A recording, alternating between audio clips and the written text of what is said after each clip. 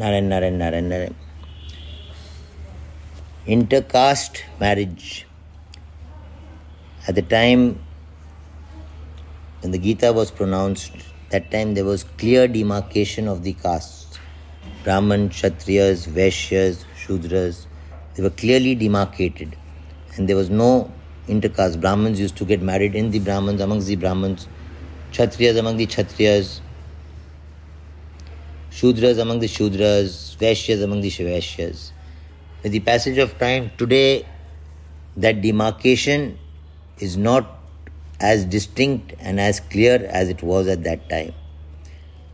But in spite of that, there is still a demarcation of the Brahman, Kshatriya, Vaishya, Shudra. The clans are still there. The demarcation has not completely and totally disappeared.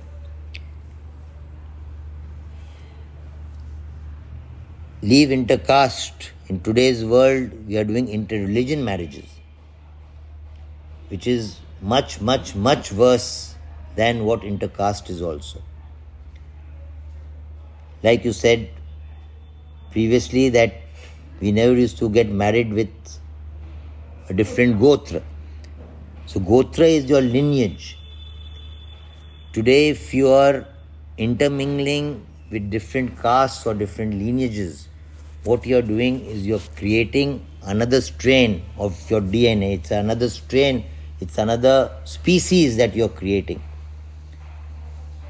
The objective of human life, the objective of our existence, the objective of all our scriptures is realization of the self, attainment of the Supreme, from whom we have come,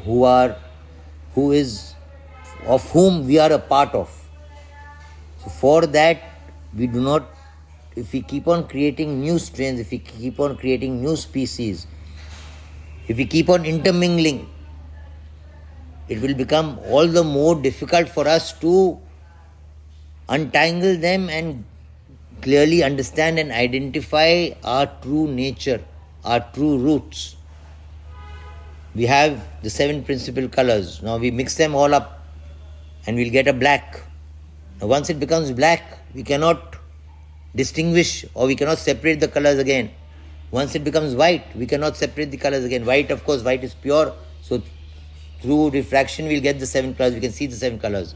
But if it is black, so what we are doing by intermingling, by intercaste, by inter-religion, we are creating a black entity, an entity which we cannot distinguish, we cannot separate, we cannot segregate.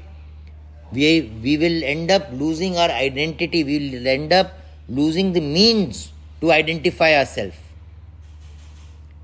By intercaste and inter-religion marriages or relations, we will lose the means to identify ourselves, the result of which will be our downfall.